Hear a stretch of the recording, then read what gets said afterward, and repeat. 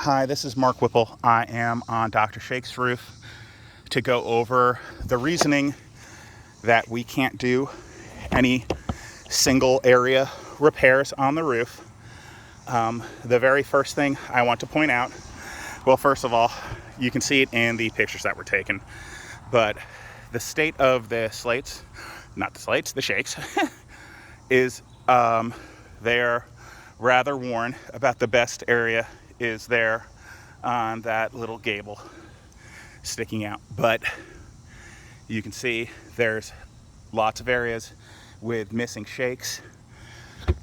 Dr. Sheikh had a company come out to do repairs after the first inspection, and what happened was when they came out, they were only able to use a metal sheet repair. So the reason why you use a metal sheet repair on Sheikh is because you can't manipulate the shakes any longer. So these shakes here, this guy and this guy, you see these cracks? So that happened because the shake is no longer able to take a nail, and that happens with age. Now, this isn't saying that that is what needs to be directly replaced.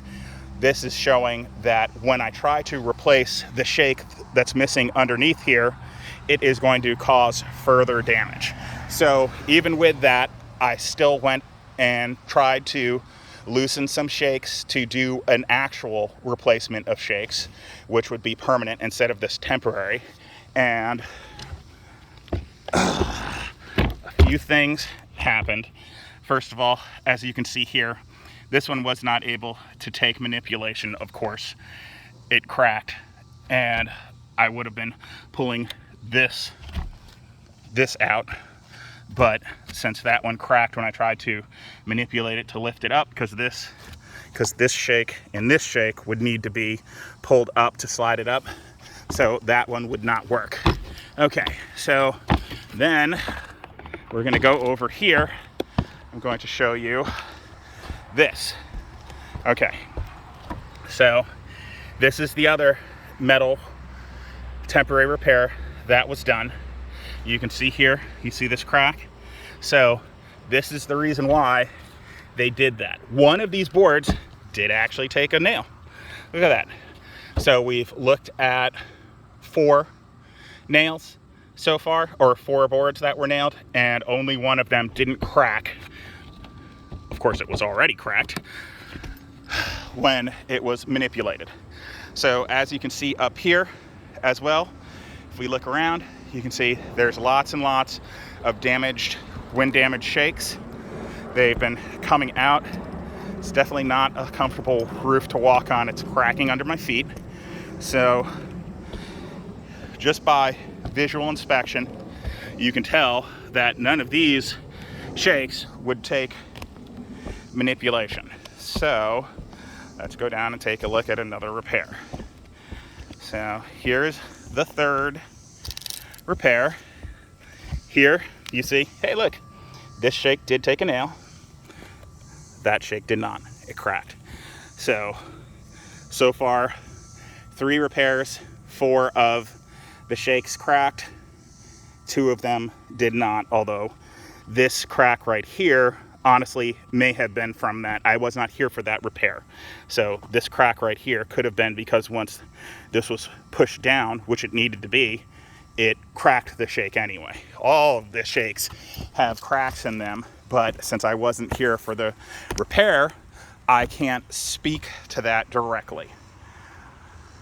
Whew, it is very warm out here. So we see we have 2 other repairs here. They were done slightly differently. Oh, good golly. Here's another area where we've lost an entire shake. Yeah. So, and you can see that the underlayment is gone as well. The underlayment does need to be replaced because that is code. Okay, so this guy was done slightly differently. I'm not exactly sure why. So unfortunately, I don't want to pull up the metal too much, but you can't really see this top shake, what it looks like. But you can see here and here cracked. This one, you can see where he put the nail in, it cracked below it. So, okay. And here, nailed, cracked, nailed. This one did not crack. This is a pretty flat shake. This one nailed and cracked. So, those are all of the previous repairs. I did not make any of those repairs. But just by looking at these, I know the reason why the gentleman used metal temporary instead of full wood shakes, because he knew he couldn't lift up these upper shakes the way that you need to do a full shake replacement. You can slide that metal underneath it without lifting the shakes on top. And even with that attempt, he was not able to keep the roof from being damaged. So